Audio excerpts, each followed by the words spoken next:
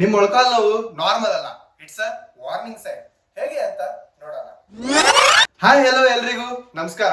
I am Prajwal, I am a budding physiotherapist. ಇವತ್ತಿನ topic ಬಂದ್ಬಿಟ್ಟು 20s ಹಾಗೂ 30s ಅಲ್ಲಿ ಯಾಕೆ ಮೊಳಕಾಲ್ ನೋವು ಬರ್ತಿದೆ ಅಂತ ತಿಳ್ಕೊಳ್ಳಿ. Reason number 1, weak muscles around the knee. We have 3 major muscles: quadriceps, hamstring and gluteus. So ಈ 3 ಮಸಲ್ ವೀಕ್ ಆಗೋದ್ರಿಂದ ನಮ್ ಜಾಯಿಂಟ್ ಮೇಲೆ ಜಾಸ್ತಿ ಲೋಡ್ ಬೀಳುತ್ತೆ. So this is the main reason. ಏನಕ್ಕಂದ್ರೆ ನಮ್ 20s ಹಾಗೂ 30s ಯಂಗ್ ಅಡಲ್ಟ್ಸ್ ಅಲ್ಲಿ ಜಾಸ್ತಿ ನೀ ಪೇನ್ ನಾವು ನೋಡ್ತಿದೀವಿ. Reason number 2, sitting too much. ನಾವು ಜಾಸ್ತಿ ಕುತ್ಕೊಳ್ಳೋದ್ರಿಂದ ನಮ್ ಹಿಪ್ ಫ್ಲೆಕ್ಸರ್ಸ್ ಬಂದ್ಬಿಟ್ಟು ಟೈಟ್ ಆಗುತ್ತೆ, ಮತ್ತೆ ಗ್ಲೂಟ್ಸ್ ಮಸಲ್ ಅದು ಬಂದ್ಬಿಟ್ಟು ವೀಕ್ ಆಗುತ್ತೆ.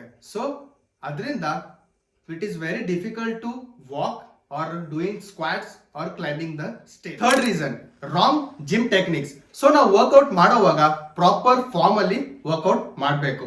ಇಲ್ಲ ಅಂದ್ರೆ ನಾವು ಸ್ಕ್ವಾಟ್ಸ್ ಮಾಡೋವಾಗ ನಮ್ ನೀ ಕೊಲ್ಯಾಪ್ಸ್ ಆಗೋ ಚಾನ್ಸಸ್ ಇರುತ್ತೆ, ಹಾಗೂ ಲೆಗ್ ಪ್ರೆಸ್ ಮಾಡೋವಾಗ ನಮ್ದೆಲ್ಲ ಲೋಡ್ ಜಾಯಿಂಟ್ ಮೇಲೆ ಬೀಳೋ ಚಾನ್ಸಸ್ ಇರುತ್ತೆ. So we should always train our body in a proper form. Last reason, lack of vitamin D and calcium.